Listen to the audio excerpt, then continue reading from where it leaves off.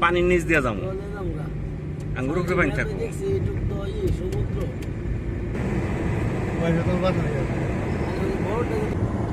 Toll দিয়া আর সরকার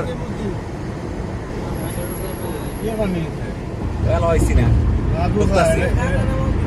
ঢুকতেছি এটু করছি, টাইম ঢুকে পড়ছি,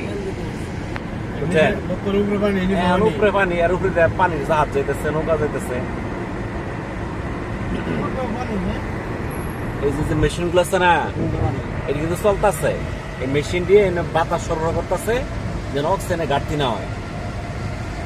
ওটি বাতাসের মেশিন।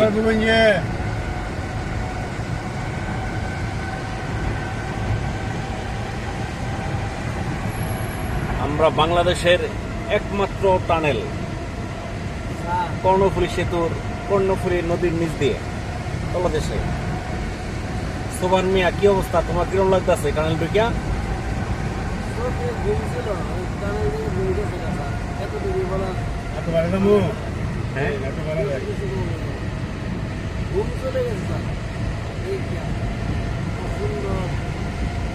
এটাই ছিল আমাদের সফরের শেষ আকর্ষণ, কর্ণফুলী টানেল। আবার টেয়া লাগবে 250 আবার দিয়া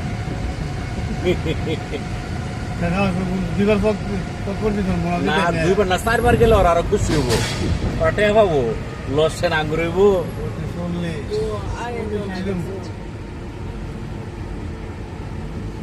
40-এর বেশি স্পিডে গেলে জরিমানা দিতে হবে, ট্রাফিক জরিমানা হয়ে যাবে। আমি 40-এ যাবো।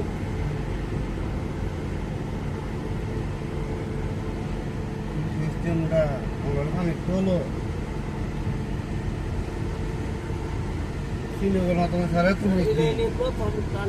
হ্যাঁ, এটা বাংলাদেশের প্রথম টানেল। বাংলাদেশ এটা তোমার মাঝখানে কিন্তু অনেক নিচা, মানে নদীর নিচে না, নদীর মাটি খুঁজতে আরো গেছে। হ্যাঁ, এর উপরে ধরুন পানি আছে 200 ফুট, বুঝাই যেতেছে না যে আমরা পানির নিচে। ডুবো কিলো এর মাটি আছে তো, হ্যাঁ,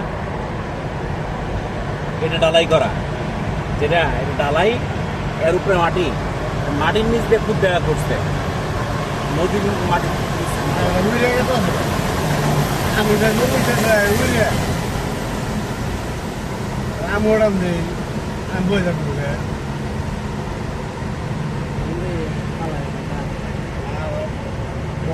আমার ধরে লাগবো,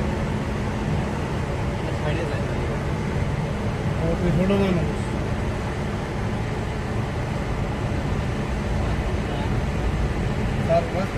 দুই সাইডে দুইটা না, এক সাইড দিয়ে দুইটা হবে না, 2 সাইডে 2টা, ওই পাশে আরেকটা আছে, তাই না? আরেকটা আছে,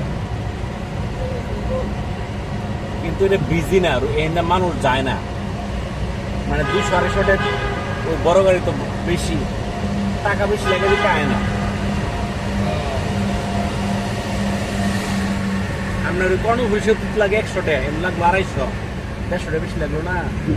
পানি গিয়ে লাগেছে না, না পানি গেলে বাইরে বলবো, ওই যে মনে হয়। হ্যাঁ, তারপর আড়া দিই না আমি খেতে রইতাম না। এত টানাটা দেয় হয়ে গেল। আমি দেখাইলাম এই রুটটা, আমি কি কত্তানি ঘুরাই লইলাম এই রুটের মধ্যে, না জানো?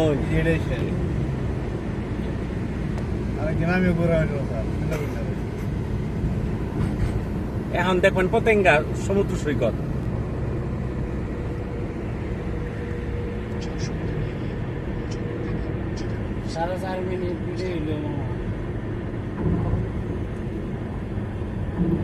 চট্টগ্রাম শহর হইলো ডাইনে, বুঝছেন? আমরা শহরে ঢুকতাম না, আমরা সি বিচ দিয়ে বাইরে যামুগা, জামে বললো না।